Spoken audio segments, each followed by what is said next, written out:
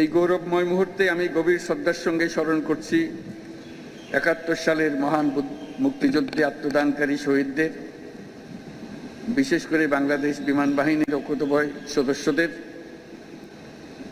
তাদের রক্তের বিনিময়ে অর্জিত স্বাধীনতা আমাদের জাতিসত্তার মূল ভিত্তি।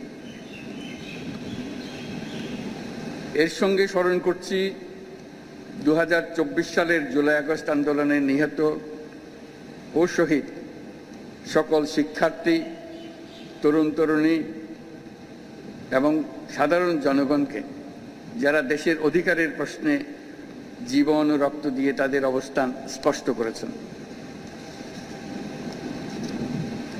৭১ সালের ২৮শে সেপ্টেম্বর বিপুল প্রতিকূলতা সত্ত্বেও একটি অটার বিমান, একটা এলিওয়েট হেলিকপ্টার, একটি ডেকোটা বিমান সহ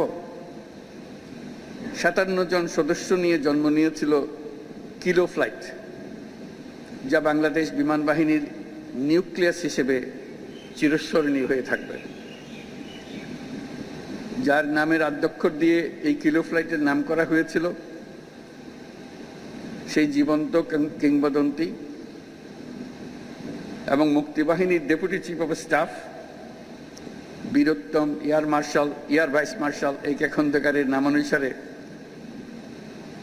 সম্প্রতি এই বিমান ঘাঁটির নামকরণের মাধ্যমে আমরা তাকে প্রাপ্য সম্মান দেওয়ার চেষ্টা করেছি।